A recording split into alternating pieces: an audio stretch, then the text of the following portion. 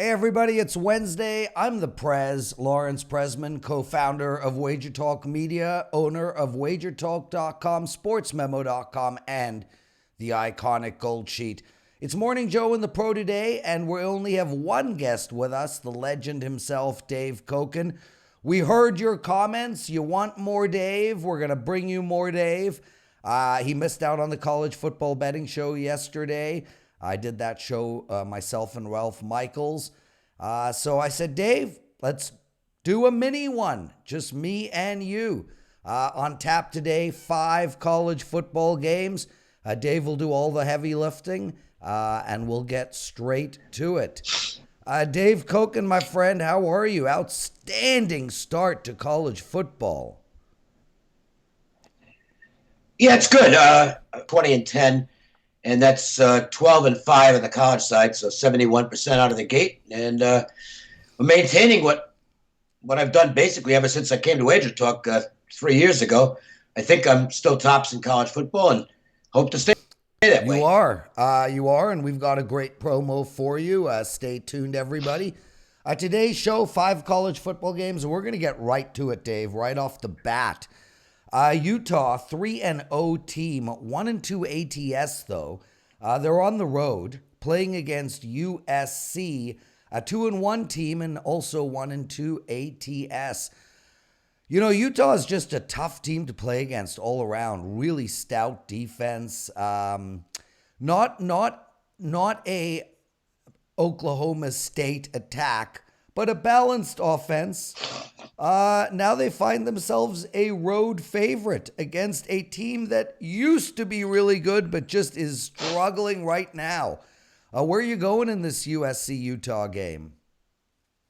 Well, I'll offer a prediction first on USC. And I was discussing this with Matt Humans over a drink last Saturday night.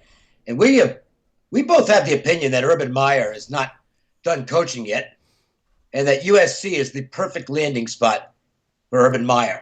Program with a great tradition. It really would not take much to turn this back into a powerhouse program.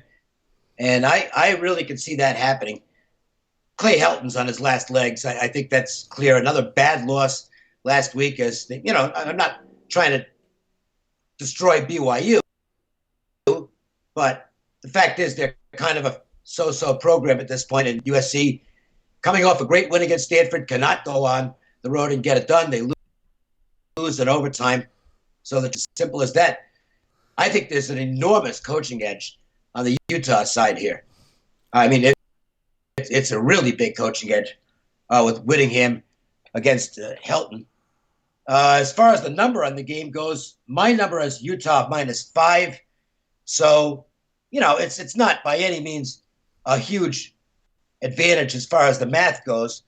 But when you factor in the coaching edge and you wonder about USC's attitude coming out of another tough loss, I think you can make a case for the Utes here. He's Dave Cokin. I'm the Prez. You're watching Morning Joe and the Pro. And guys, we're working on our sound. The college football betting show with Ralph Michaels. It's up at WagerTalk TV, our YouTube channel. The sound was perfect. I am still using my old computer. This will be the last day of using my old computer, and our sound should be amazing. I said this yesterday, and I'll say it again today. I don't want to hear any negatives about my sound. It's affecting me. I'm working around the clock on trying to get it right. So if you guys could just be patient and bear with me and not bash me, that would be muchly appreciated. We try real hard to give the best content out there. If you take a look across our channel, we provide more sports betting content than anybody else on the planet. So please just bear with me sound-wise. Dave, Air Force, 2-0 on the season, playing I would say a surprise Boise State because they're 3-0 on the year, and we did expect them to lose the first game. But, I mean, Boise State has to stop surprising us. I mean, they're running on 15 years now of just showing up and playing good ball. They find themselves at home on the blue turf, -8. The over and under is 55, and I'll go straight to you, but I just want to say I like the under in this game. I don't know where 55 points are going to come from. Talk to me, brother. Well, Air Force is going to do what Air Force does, which is run the option, throw it a little bit, but mostly run it, try and put together time-consuming drives. So, yeah, the under makes some sense, I guess, from that standpoint. I'm not a totals guy. This is one that I'll end up passing on because my number and what I think is going to take place are kind of in conflict. My number on the game is 11. Is that right? Yeah, it's 11. So there's some value, according to that, on the Boise side. The problem is Boise doesn't cover at home anymore. They've just become a really bad point spread team at home because that big home field advantage is always in the line, and people now realize that. Used to be back in the old days, you just automatically bet Boise at home. Now it's almost to the point where you automatically fade them at home because they just don't cover. And sure enough, the Marshall game a couple of Fridays ago, they did not cover that spread in what was a 7-point win. So I think you can explain why the money's coming in on Air Force here. The problem is I think it's come in a little too much and created a little value on the Boise State side. Air Force got it done for me last week against Colorado. That was one of my best bets. They really shouldn't have needed overtime to win that game. They had 3 turnovers, including 2, one real bad one at the end of the first half when they threw an interception on what was a drop touchdown pass, and then another one later on where they rolled off a big play and the guy fumbled at the end of the play. But they did manage to win the football game, so Calhoun gets himself a nice win.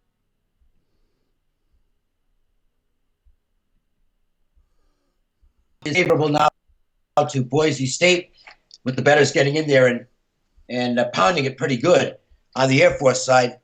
I like the situation for Air Force, but I can't recommend him here. If I had to play the game, I'd be on the favorite. He's Dave Cokin. I'm the Prez. It's our mini college football betting show on Morning Joe and the Pro. Dave, we're going to take a quick commercial break, 30 seconds. We're right back with 3 more games. Hey, everybody. Real quick, 2 great promos for you all. Dave Cokin, 12-5 in college football, 20-10 in both college football and NFL. And Teddy covers, my God, 6-1 weekend in both college and NFL, 21-11 since the preseason started. He's on a 6-0 NFL run. And you can have either Dave or Teddy for $59 for the next 3 days. Use the promo code Cokin59 and Teddy59. That's Cokin59 and Teddy59. And remember, guys, Teddy started last year 20-4. He's starting this year unbelievable, and Dave Cokin is matching him game for game. Dave, I think this is the most intriguing game on the board. Michigan plus 3.5 against Wisconsin. Yep. Look, we have a 2-0 undefeated Michigan team, yet the rumblings are out of control. Harbaugh is on the hot seat. This team is not playing well at all. And conversely, Wisconsin is a monster. Look, they haven't played massive opponents yet, but they are 2-0 on the year, 2-0 ATS. We got a total of 43, and as I said, Wisconsin at minus 3.5. I find it hard to bet Michigan right now, but I hand it to you. I think the number's a good one. I was hoping, a little reputation. Maybe we'd get this game lower, but it didn't come that way. And now Michigan's going to Wisconsin going to 3.5. My number in the game is Wisconsin minus 2. So, it's basically right on the number.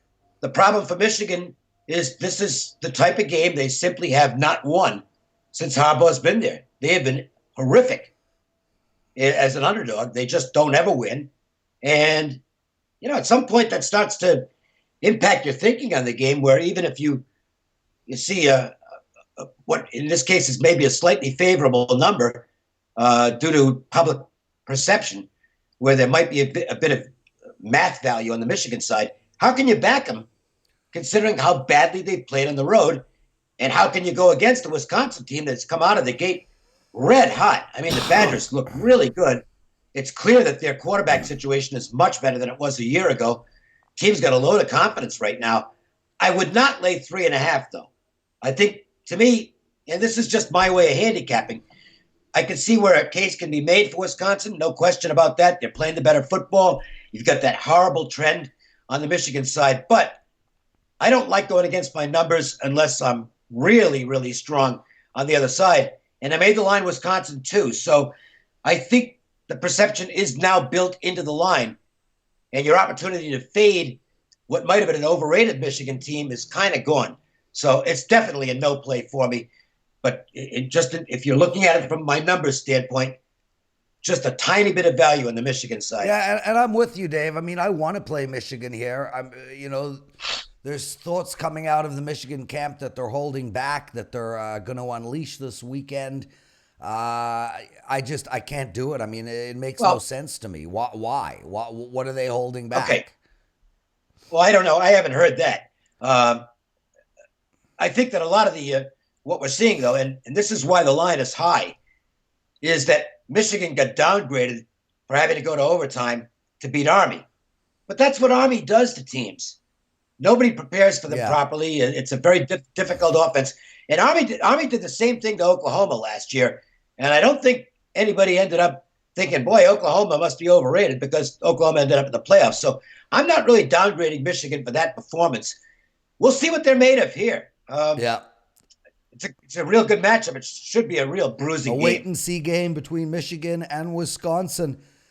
Dave, Auburn at 3-0 this year, the 9th-ranked team in the league. Huge come-from-behind huge come-from-behind win against Oregon in the first game. They're playing A&M. A&M's ranked 15. This is a monster game for both teams, but I think more so for Auburn. It's going to be very tough for an A&M team to get into the playoffs now that they have a defeat.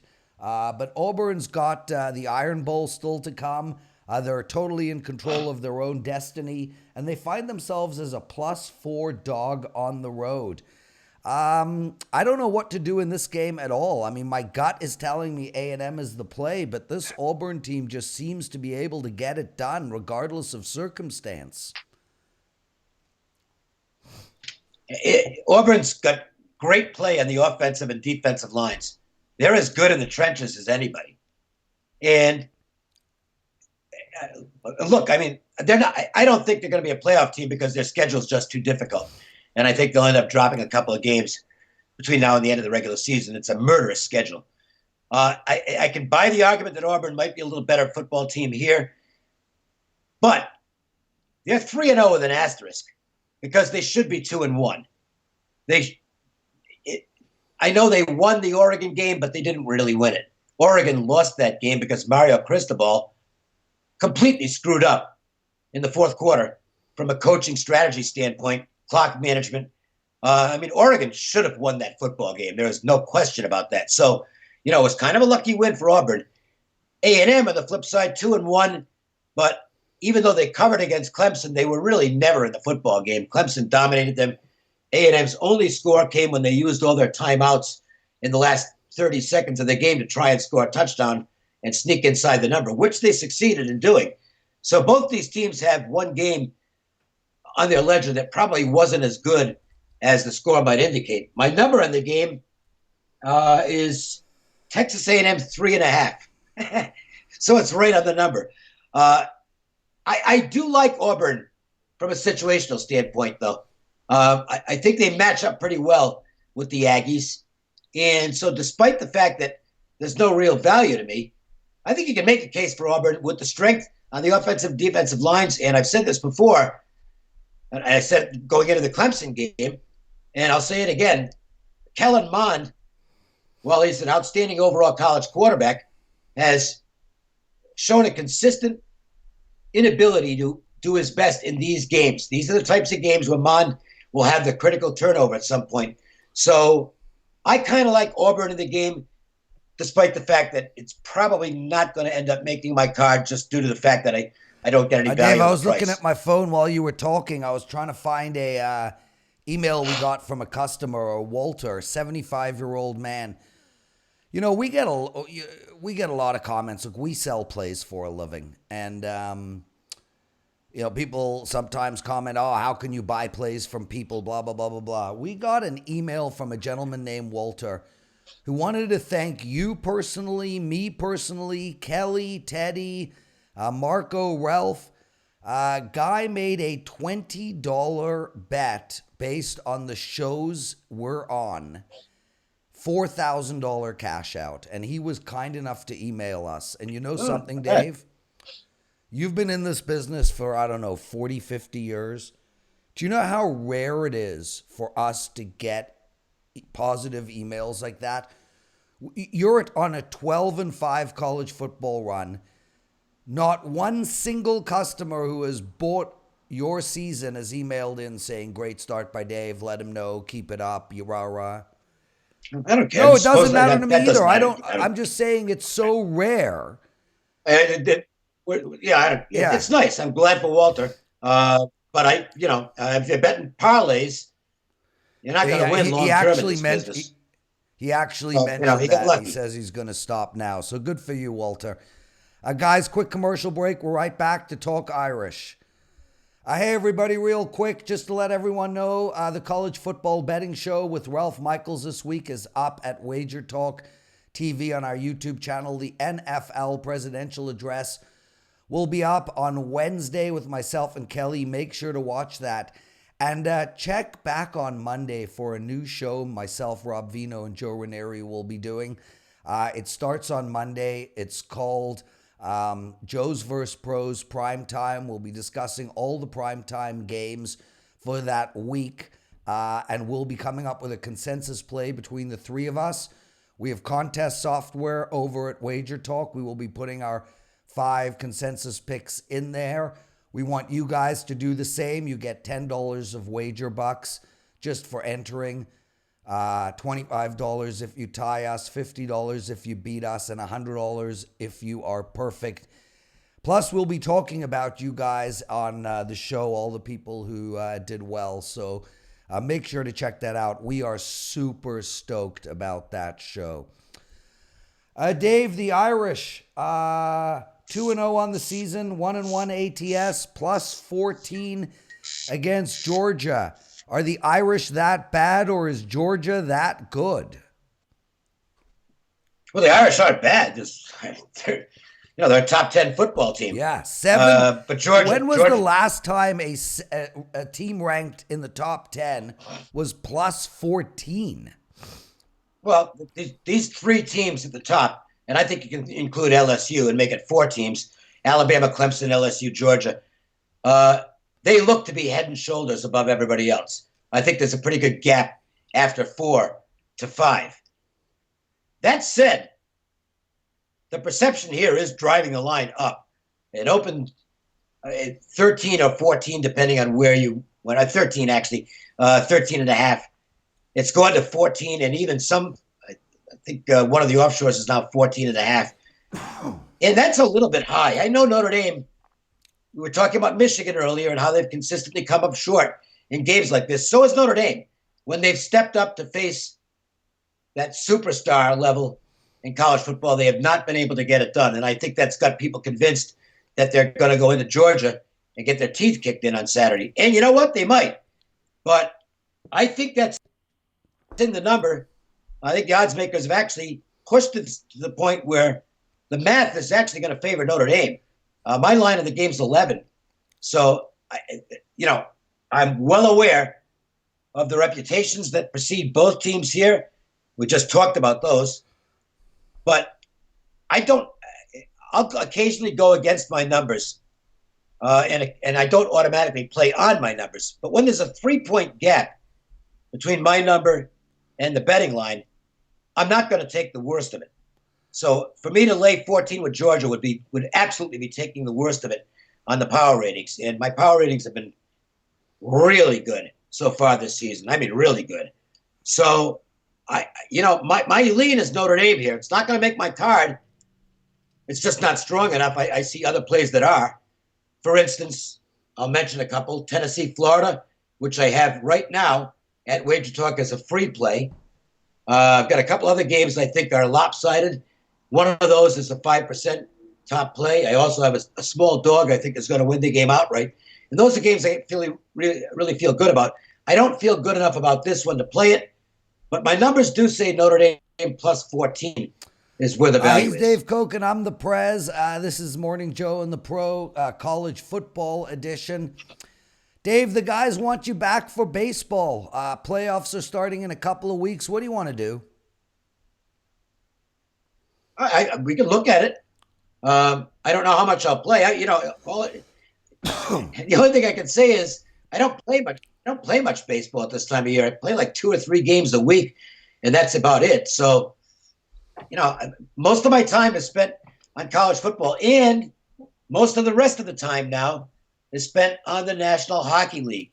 I focus on 3 sports primarily: college football, NHL, and Major League Baseball. But once we get into September in Major League Baseball, it's kind of quiet time. I'll be much heavier involved come next April. So, I'll be glad to talk about it, but I'm probably not the go-to guy for baseball information at this point because it's a distant third on the time spent handicapping I hear you, scale. brother. Okay, everyone.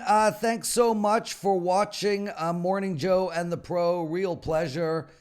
Make sure to comment on our channel. Just don't mention the sound unless it's a positive thing.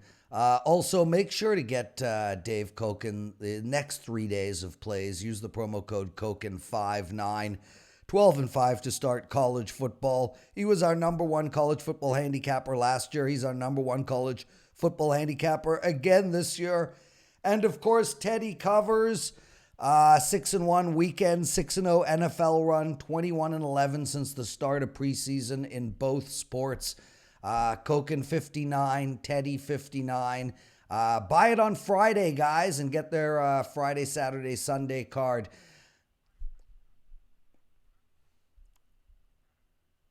Well, there you go. Head over to WagerTalk and take a look at that, everybody. Dave, thanks so much for being part of the show. Sorry about yesterday. And we'll see you next week on the College Football Betting Show on Tuesday and Morning Joe, which will be named The Betting Edge on Wednesday. Prez, namaste, out.